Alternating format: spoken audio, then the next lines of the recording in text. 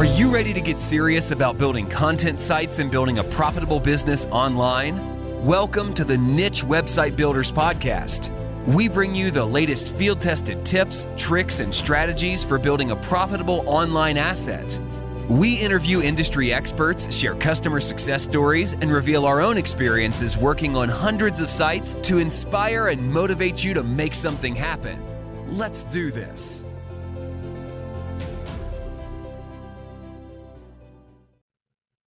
Hi everyone, welcome to this week's episode of the Niche Website Builder podcast and YouTube video. I've got an awesome guest this week. His name is Raad, and him and his wife Liz have been involved in building, buying, flipping, making money from digital assets for a number of years.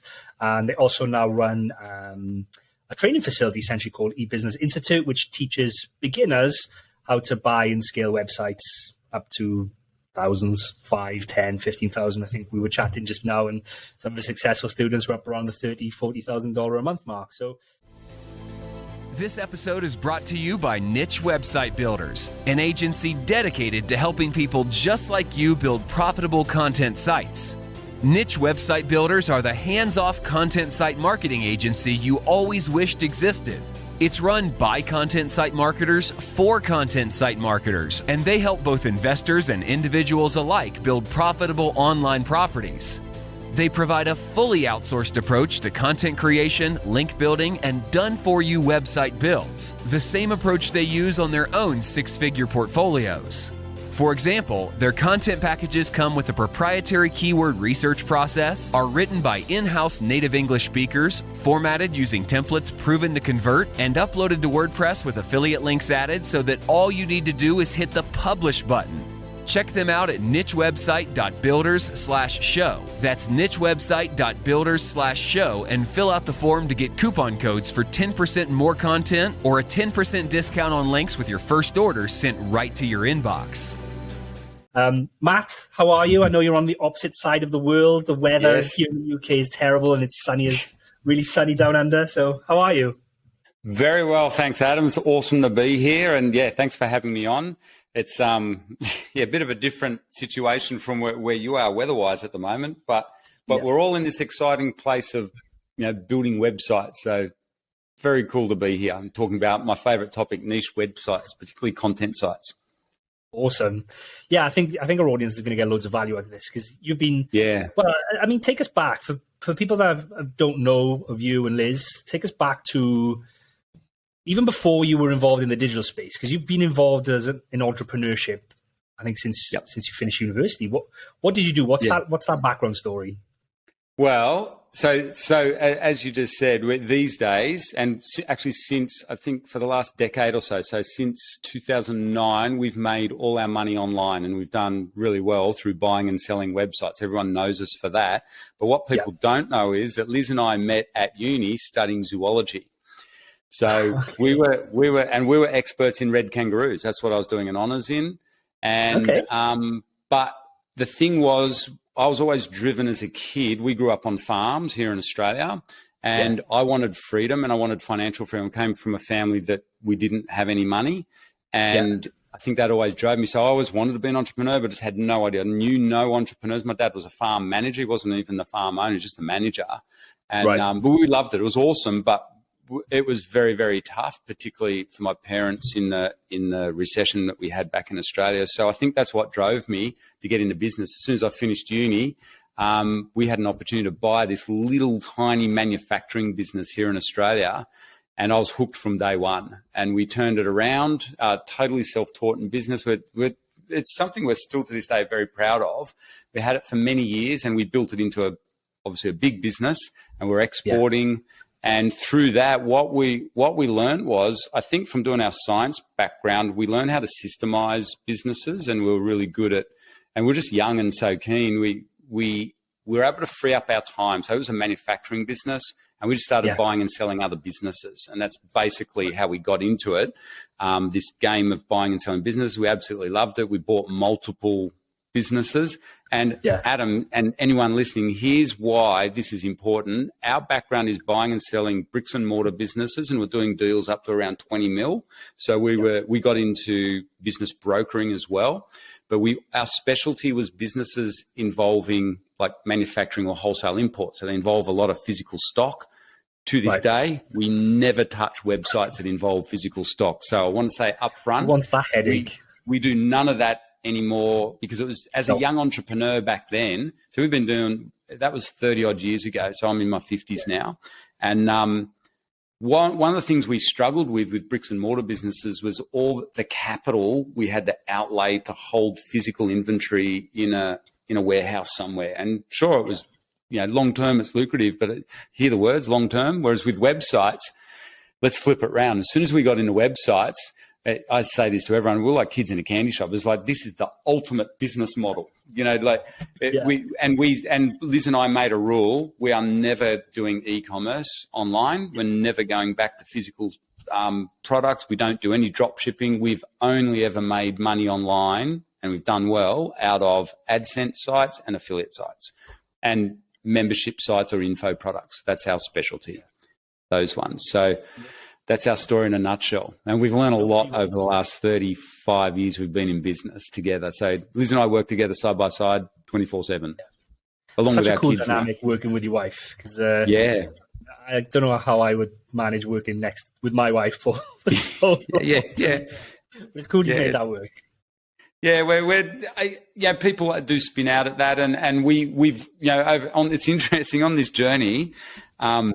We've been fortunate enough. I think what's helped us a lot is we network with a lot of very successful business owners and entrepreneurs, because that's who we're typically advising or helping in mergers and acquisitions and stuff.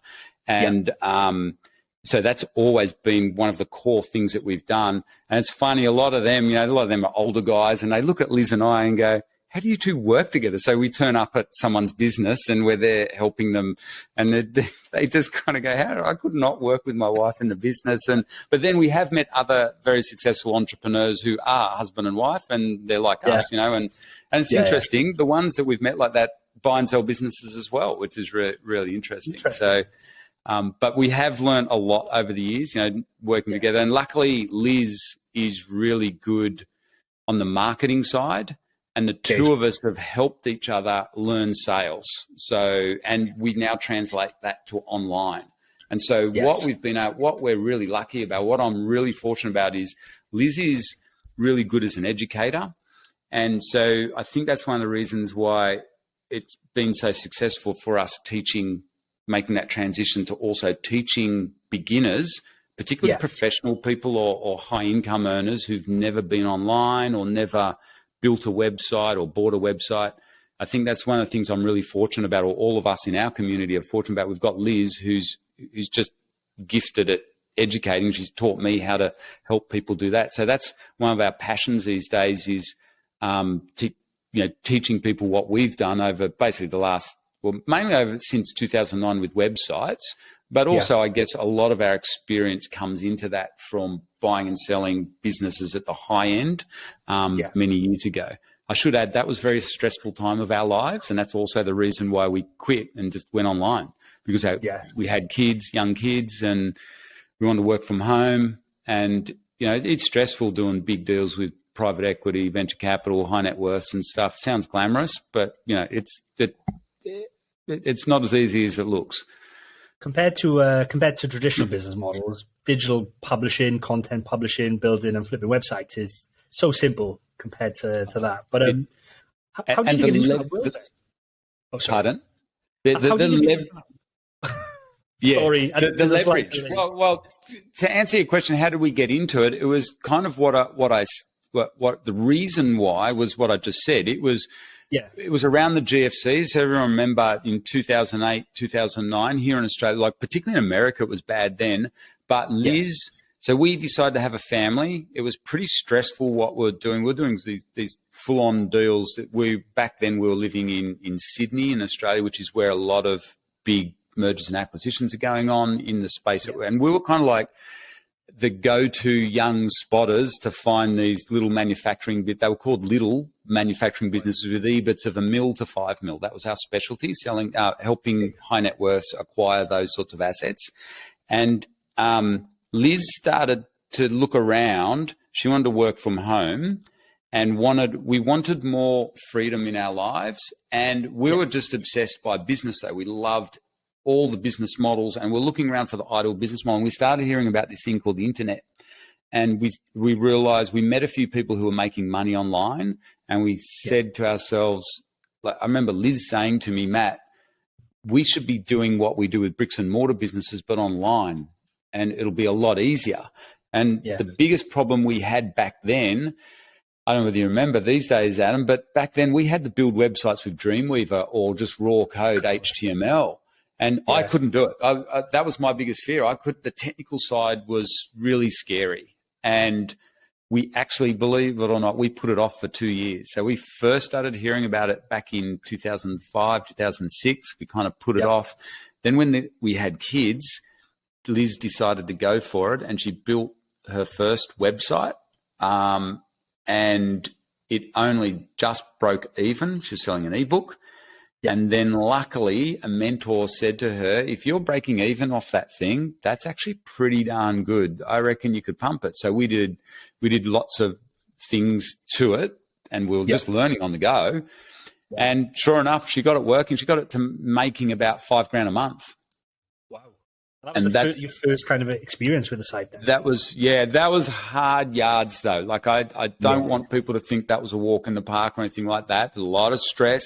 Liz nearly walked away. There's a lot of mindset stuff, but we're young entrepreneurs. We're used to taking huge risks, and you don't have to do that anymore, by the way, guys. That's the other thing about websites, because we realized that's when Liz said, Liz is a real go-getter. She's full on, she's impatient, and she said, this is too slow. I can't stand building sites. Let's just do what we've always done. I'm going to go out there and buy them. And this was before Flipper existed. There was people that never did that. We just had to figure it out. So we went onto forums. You'll find this interesting. This sounds bizarre, but the first site we actually ever bought, we bought it off eBay. Oh, wow. Yeah, which is really, because back then, no one knew how to sell websites. And then also we, of course, hung out on the forum back then was called SitePoint, which later, that's where they spun off Flipper.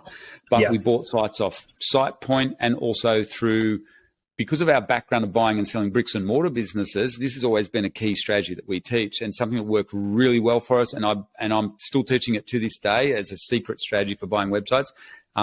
Door knocking. So of course you can't door knock. We were buying websites in the States. We're in Australia. That's cold call emailing people saying, hey, do you want to sell your website? And that worked brilliantly for us. How successful has that been? Because I've only ever had done a small little bit of that. Most people give it up.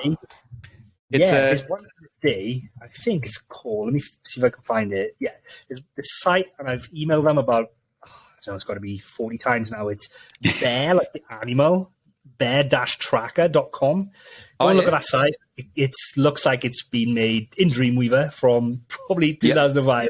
Hasn't been updated. Beautiful. Tons of traffic. Could do with a massive overhaul. It's not monetized, and I imagine someone's probably forgotten about that, or I don't know. But sites like that would be the dream to buy if you could buy those, improve them, new content. Yeah.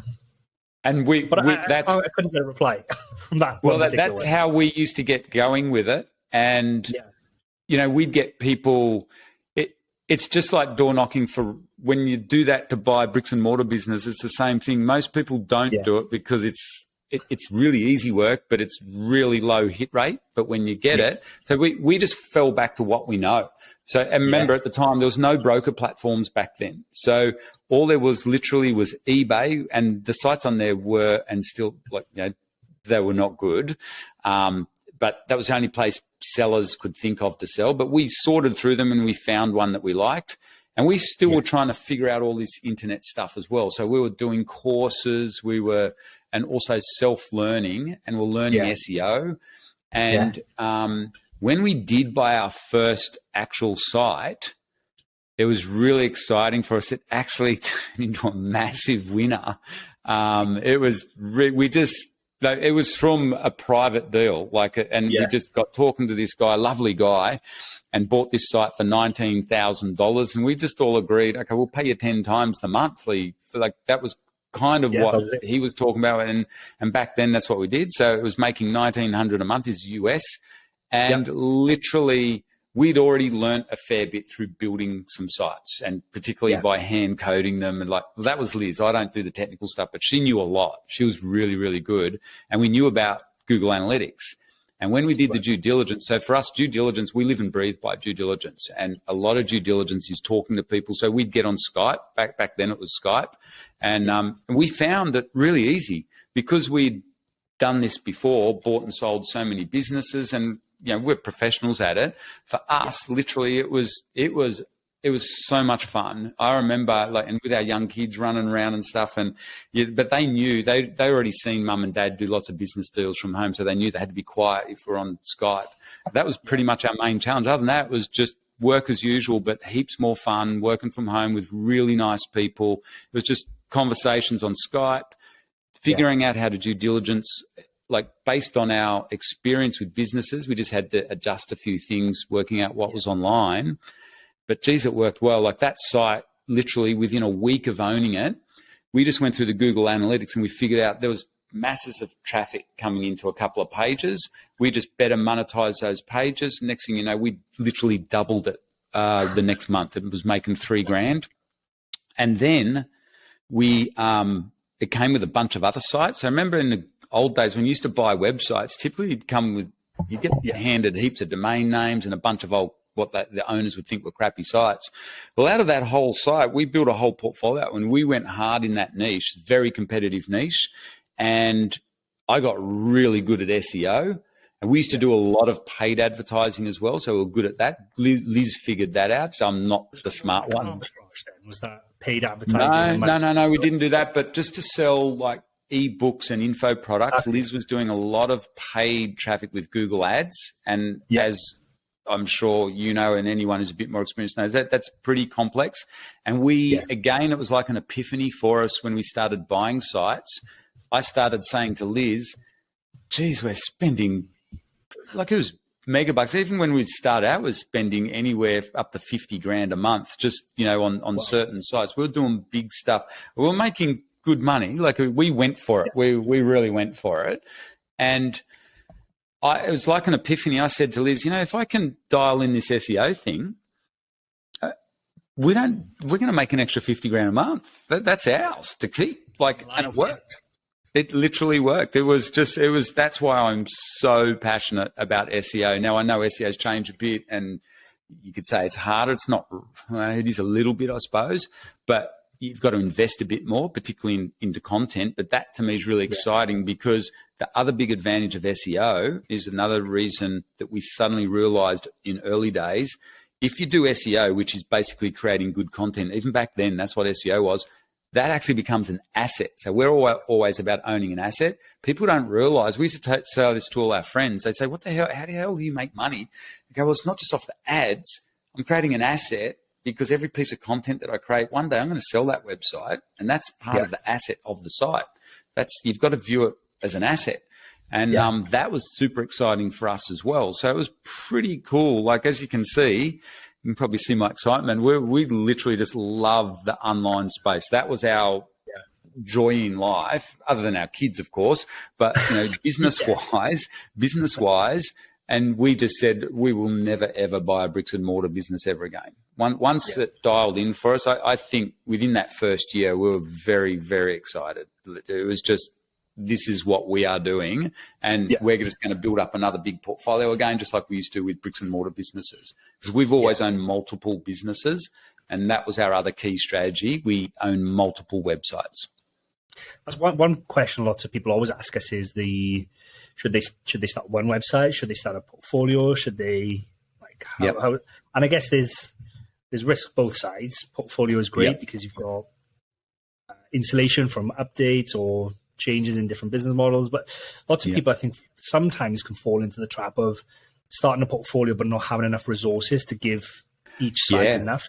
So yeah, I'd love to hear what you teach and what you advise to your students if they're starting out. What would you say to a beginner? Do you go in one site portfolio? How would they structure it? What we teach, and we only teach what we've done. So like I said, we don't teach e-commerce and stuff. And so why is that important? For many, many years, we have always taught, go for a portfolio. So all things being equal. Now, when you first start out, we teach just buy a really small site, jump on the Flipper or something and buy a small site under $1,000 just to learn. Don't worry if it's perfect, just to learn the ropes. As you're learning though, you should set your goals, or we call it setting intentions, is to have a portfolio of websites. Now, in the old days, when we first started teaching this, I think we first started teaching like 10 years ago, that portfolio could be up to 50 websites. And that's even for, intermediate people. Now, what we say, though, we realize over the years we need to scale that back. Most people can't handle a portfolio of 50 websites unless you're a professional and you've got multiple teams behind you. We've done it. But even for us, it's too much. And if it's too much for Matt and Liz, it's going to be way too much for our clients. So these days we prefer, for ourselves, for our own portfolio, and also for our clients' sake, we say the sweet spot from what we've seen happening out there is like 10 money-making websites. And that's still a big portfolio. But if you think about it, even if you just want a bit of a nice side hustle, or if you do want to replace your income, say it's a six-figure income you're looking to replace because you're working in a job, you can do this over multiple. You're not going to do that straight away if you're working, right? Obviously, it's going to take a couple of years, but that's why we say set a goal for 10 sites. Some of them only have to make a couple $100 a month. But then make a couple of grand a month. Within that level, generally, you'll hit the magic figure of, here in Australia, across our community, the first major milestone that people want to hit is $10,000 a month. And so we find a portfolio of 10 sites, simple, small, niche sites can do that. Now, it's really interesting with all the Google updates and what's happening out there in the marketplace. And also through my networking, talking with people with much bigger websites, like 7-figure and 8-figure websites, I'm coming to the conclusion that maybe it's even fine to focus on, even depending on your situation in life, focusing on 1 or 2 sites is super smart as well. So I'm kind of starting to change my tune a bit. But, traditionally we have always taught sweet spot, portfolio of 10 websites, get a team up. Once you do that, basically you've got financial security for life, because you've got the skills then to go bigger if you want, or to really focus in. Yeah, we're really aligned on that ethos, I think, because we say if you've got the resources, and that's the key, if you've got the resources to build a portfolio, then you should. And then it's almost akin to, a horse race. You've got multiple horses in the race, and then you see 1 or 2 of them taking the lead, and then you can use the cash flow from the others to double down on those couple of winners. And before you know it, you've got, a portfolio, but you've got a couple of really big winners then, and you can really double down on them. And it's interesting, Adam, that's what we've found over the years across our own portfolio. No matter what size it was, there's always the 80-20 rule. 20% of them would make us all the money, or make the majority. And I've seen it repeated. You think how many people we've coached over the years, and I get to see their portfolios, plus all my friends who do this as well. All of us say the same. It's weird. Sometimes you can't pick it either. There'll be so typically out of a portfolio of 10 sites, guaranteed there will be 1 to 2 of them that make all the money. And I'm thinking right now of some of our most successful students right this minute. And if they listen to this, they'll know, they'll be nodding their heads. Yep, Matt, you've helped me on those 2 sites. And they're making mega bucks out of them. They're sitting on potentially 6- and 7-figure incomes or websites with those. And it's just the 2 sites, but they've still got the other sites. Now, the good thing too, as a beginner or someone learning this, it's not lost value in those other sites, because you're learning. While you're building this up, you're constantly learning. And I think that's a really smart strategy as well. That's a good thing. And you don't have to give up on them. So I have this constant battle with one specific client of ours. So she's got a portfolio of 6 sites, exactly what you said. 2 of them are doing really well. 2 are doing okay in the middle, and then 2 of them, they're the ones which didn't work quite so well out of a 6. And she keeps coming back to 1 of the 2 which are not doing quite well. What can we do? I'm like, don't worry about it. That's fine. Just give it time. Don't put no more resources in. Focus on the big ones. They're the winners. They're the winners now. You want to double down on those ones. Yeah. And, but it's funny because we keep having we've had the same conversation for maybe almost a year now. I'm trying to steer the direction back always trying to steer the direction back, Well, what we do is we teach a strategy. We just use the triage concept, A, B, and C sites. So like in hospitals, they triage things. So we've always done that, and we teach that to our clients. When you look at your portfolio, because one of the common questions we get off our clients is, Matt, what you just said, actually, Adam, like with your client, what site should we focus on here? We've got 3 that are going well. We've got these. Should I focus on this? And what we teach is just triage it. Have your A grade sites, where you put most of your focus on and your mental energy, and then your B grade sites, and then the C grade sites. It stands C for CRAP, and then. But here's the funny thing that I've said to people: be careful, because some of those C grades. Now that I've been in this game for like quite a long time, I've noticed some of those C grade sites can turn into B grade sites. And we've done that. We've had some C grade sites, exactly like you said. We just kind of let them sit there, but we still kept working on them. And years later, we sold them for a really good price. One in particular, I bundled it with another one, and it was a 6-figure sale, a really good sale to a big company. And because they'd seen this, what I said to Liz, that was, you remember it. She didn't, at the time, she'd forgotten about it. And I said, that little C grade site, I was going to say crappy site that we had, I kept at it and just kept posting stuff. And then one day it grew up into a B grade. This was over about 5 or 6 years. And so it's funny, it can turn into a 6-figure outcome, so they can work. But all things being equal, you definitely want to step at what we notice is when you step on accelerate on the A grade sites, they can go exponential for you. And that's when things get really exciting. And it can happen relatively quickly once you get the winners. Once you get, things can ratchet up. So I just want to dig a little bit deeper that end, because again, I think it's interesting because we're aligned on lots of the ways that we grow sites and how we do things. But when you say step on accelerator, what does that look like if you're going to grow an A grade site? How would you do that? What do you tell your students? In this day and age, it's typically content. Everything we do in terms of, we call it renovating websites, and SEO, search engine optimization these days, realistically, it's a content game, whether you're backlinking so presumably, to answer, it's a really good question.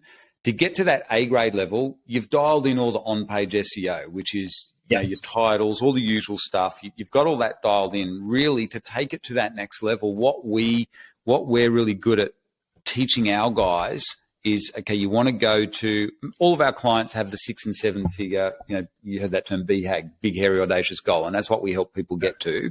And we say to them exactly what you've asked, they're asking us as well. Okay, how do we take these niche sites up to something big? And what it comes down to is content. But what we've got to do is work back from that. You got to go, okay, you don't just slap on tons of content.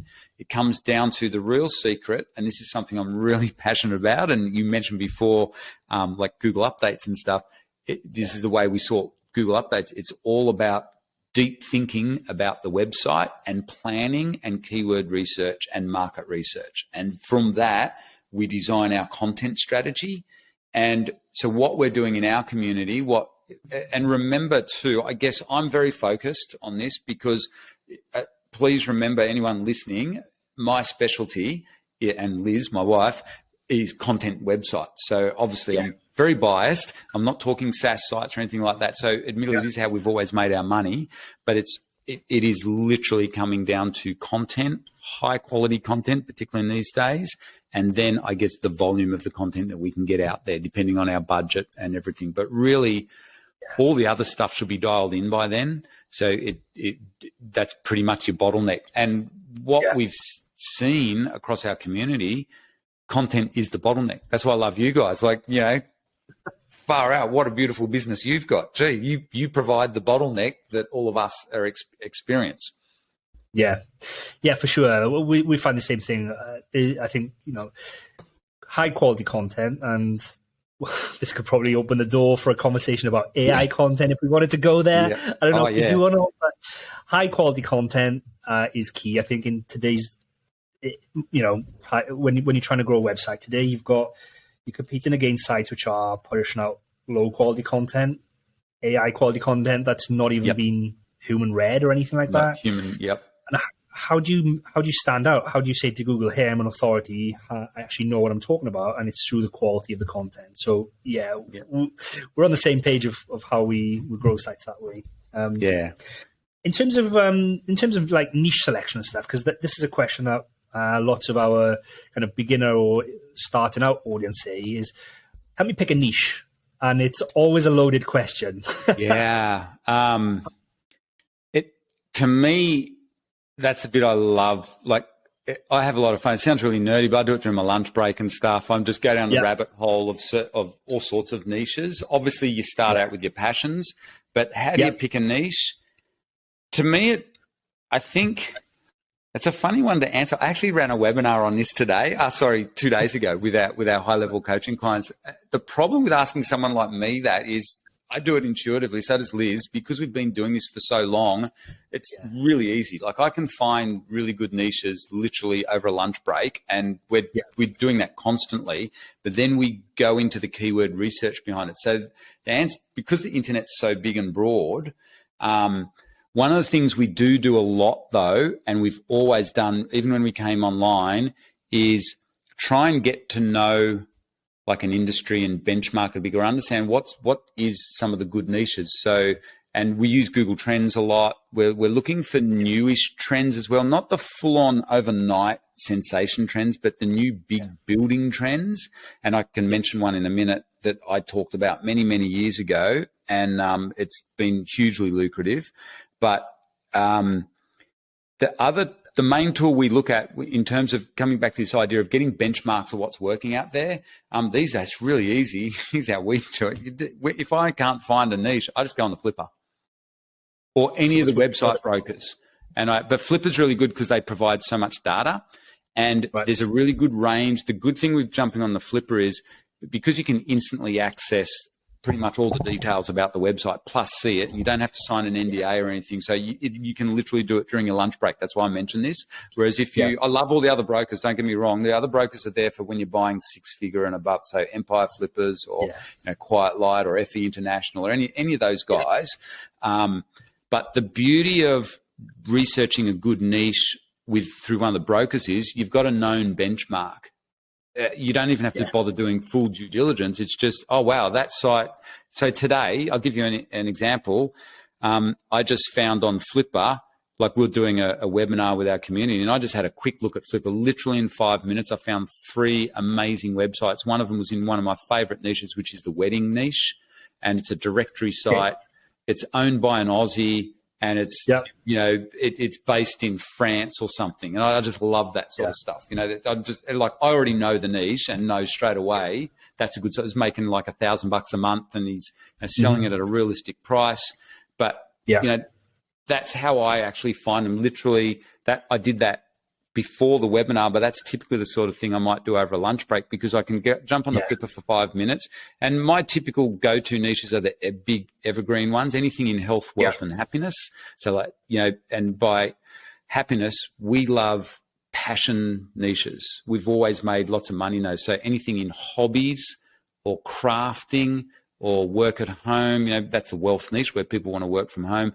But hobby niches are great. We've owned golf sites, how to play better golf, and photography, guitar, all that stuff. I know it sounds cliched. I know it's competitive, but far out, there's good money to be made in there, and because people are looking for answers. Anywhere where we can help people find answers, that's what we're interested in. One thing you mentioned there was, I think you said health and wealth. Does that include kind of your money, your life topics? Are you in those spaces? Interesting. Ourselves, we go into them, yes, but we don't recommend it for beginners. For intermediates and above, it is trickier now, yes, definitely. So there's some of those niches we do avoid. Anything where we say to people, look, just be really careful if you're going to be giving any sort of financial advice at all or medical advice. Obviously, there's legal ramifications, but from an SEO, I'm an SEOer. From SEO point of view, yes, YMYL, your money or your life sites are a lot trickier for beginners. And admittedly, actually, that's a really good question, Adam. I think subconsciously over the last year, and Liz has had discussions over the dinner table with the kids, and she's kind of said, Matt, let's not go in those spaces as much anymore. I'm not that interested now. It's a lot harder. Yeah. That is it's a really good point. That is one thing that's changed a lot. So, hobby niches are awesome. They're very popular with buyers, and they make really good content sites. Yeah. Oh, and the niche I was going to mention, Adam, that it might not be to everyone's taste, but hey, it's a trend. We use Google Trends a lot. Can I guess it before you say it? Yeah, go for it. Can I have a guess? Is it pickleball by any chance? Oh, that is one niche, that our community's found. No, that's a really interesting trending topic. Yes, we've helped quite a few clients in that space, and there's been some good sites for sale. And we found that on Flipper at one of our live events. There was a pickleball site, and I said, "Oh man, look at this!" And actually, the CEO of Flipper mentioned it as well as a good niche too. Okay. But the niche that I mentioned at one of our boot camps, it would have been 5 or 6 years ago, here in Australia, CBD oil is illegal. Okay.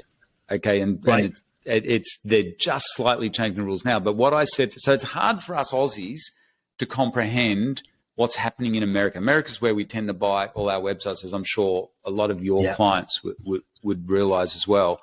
And I said at the time, you got to be careful when you're a local person. But I was saying to them, we've got friends who are very successful online, and they're in America, and they're saying, CBD is going to be a big thing. And so we just looked it up, started researching it heaps, and I was talking about it. And then sure enough, this was before it even became legal in America.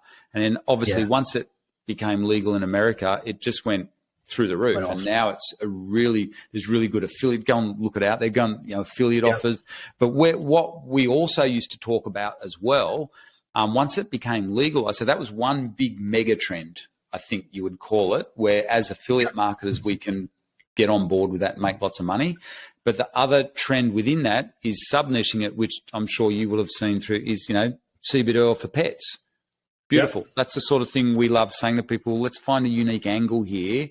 And that was before that became really popular. And I've helped people who have 7-figure AdSense sites, and they're getting in the pet niche, and they're getting approached by affiliate companies in America saying, do you realize we have really good affiliate offers for CBD oil for pets in your niche? And here's the stats. And there's a lot of money in that. So it's fun using Google Trends to find stuff like that. Do you know, I actually own CBD for dogs as a domain, which I haven't done anything with. Well, right. It's one of the many that just sit in my account, and I think one day maybe I'll. That's like a fine bottle of wine. There's nothing wrong with sitting on good domain names, but seriously, you should put some good. Gee, imagine if you had access to really good content that you could regularly put on that site. You would imagine that. Imagine we didn't own an agency that did. Yeah, that's seriously a good domain name. CBDfordogs.com. Jeez. There was another.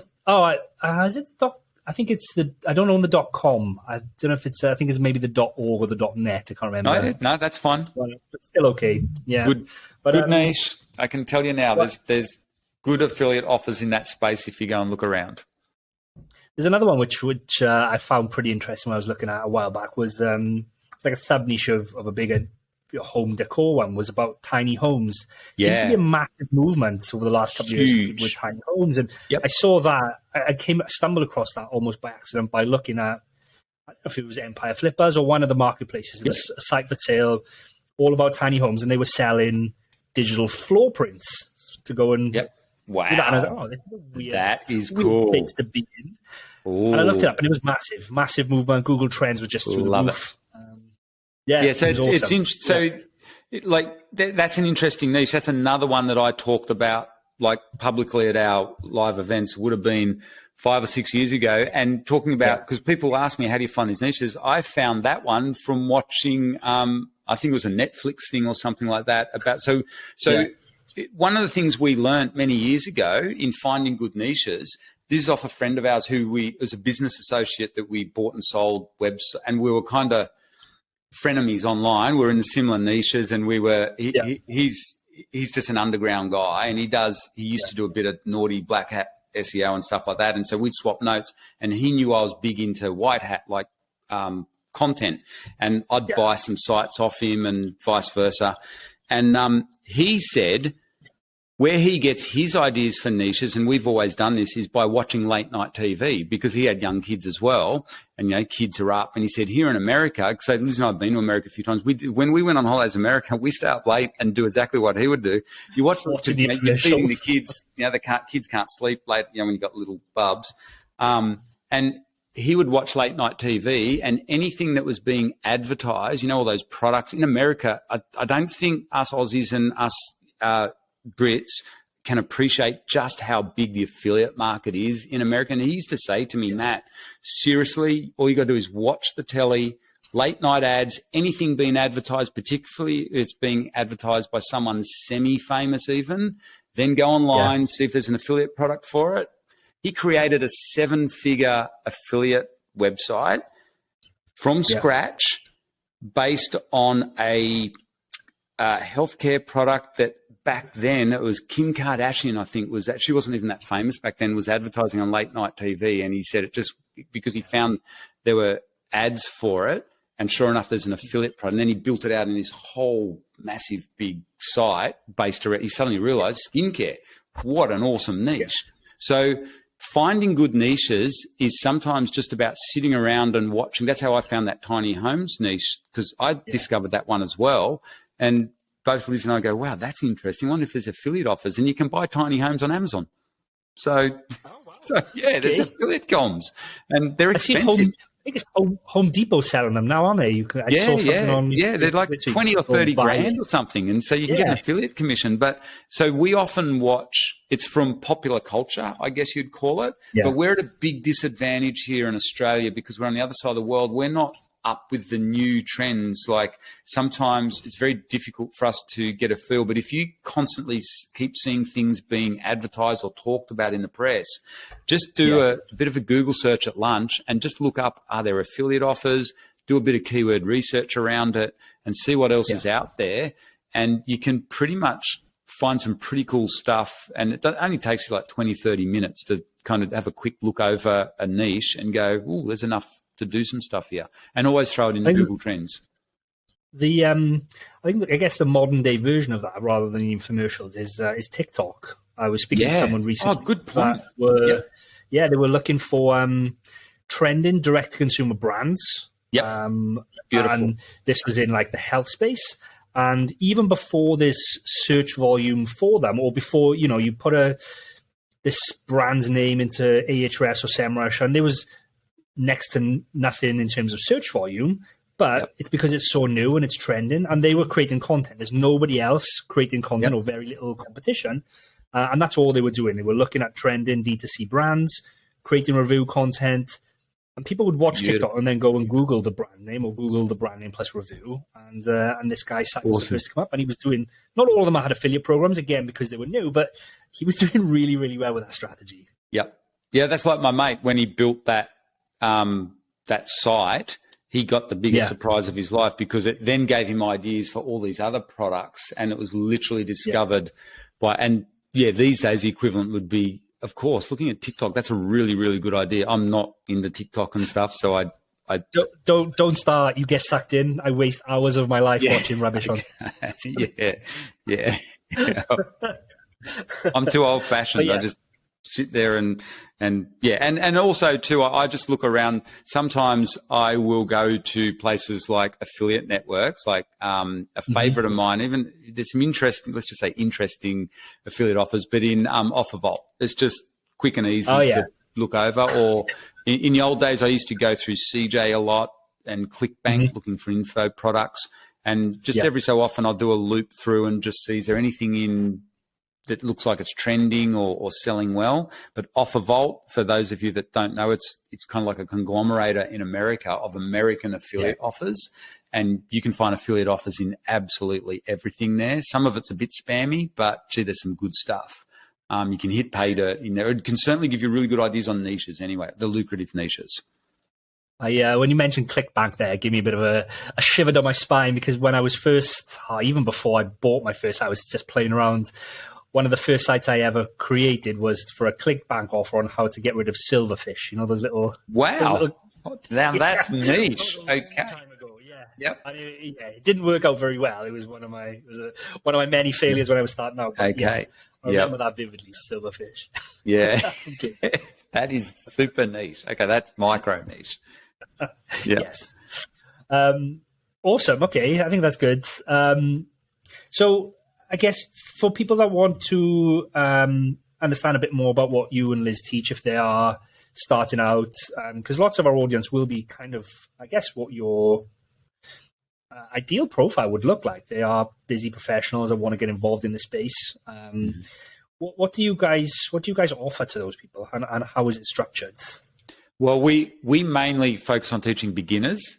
We obviously have intermediate and advanced. We can help advise people on any size website. But basically what we do is we teach beginners, we take them through a process of how to buy, renovate, and sell websites, because that's literally what we've been doing for the last decade or so. And we run like online lessons, and we've got a study at home online lesson. We've been doing this for many, many years. People can see all the results on our website. We do lots of interviews with our clients. We also teach people how to build websites and to SEO them. As you can hear, I love SEO. It's kind of my thing. People think of Liz and I as experts in buying and selling websites, but we're also, part of that is SEO, so ranking sites without having to pay for traffic, because of our days of paying. We still do paid traffic, but it's not a big part of our strategy. So what we teach at eBusiness Institute is we also are really big on teaching how to lay out a website so it converts really well as well, because there's too many random sites out there. And so Google, especially in these latest updates, I think that's becoming more important, are looking at the behavior flow through a website, and that helps with conversions, but it also feeds back to SEO, which compounds over the long term. People don't think this through. Like every little extra click that you get below the fold, Google notices, and that then just adds to like your quality score over time. So web design is really important. It's also something we're really passionate about. So we do that all through we run classes on it. But what we've got, Adam, on our website is a masterclass where we just go, it's free. You can go to our ebusinessinstitute.com.au. We're an Australian company, so ebusinessinstitute.com.au/masterclass. You can just look around on the site. You'll find it. All roads lead to it. But it's totally free. It also talks about the courses that we run at the end of that masterclass. But basically in that masterclass, we just go through our whole strategy, and we also give examples of clients of ours and our own sites of what we do. Basically, it's a high-level view of how we buy, renovate, and sell websites, and that's what we do here. Awesome. Yeah, it's great. I think what you guys are offering is awesome. And I've actually seen some of your testimonials on the website. Well, I guess they're not even testimonials. They're just interviews with some of your people that have been through your courses, and they're really successful. So, I think you do a great job. Yeah, well, I've got to mention my favourite one is Lisa, who she bought this simple, but this is typical because we want to keep people safe. So we get them to start out buying small sites first, and she bought this little site for $2,000, and she didn't even want to work on it. And then she learned on another small site, actually, and I said to her, that site's really, it's in the health niche. It's a really good site. I think you should work at it. And she worked at it, and it was only making $200 a month, like net, and then she got it up to making around $5,000 a month, which is pretty darn impressive. And you'll see on our website, that's when Liz interviewed her, but it's gone way beyond that. It's hit $35,000 months. And, it's valued at well over $1 million now. So this is out there. That's one of those A-grade websites in your portfolio.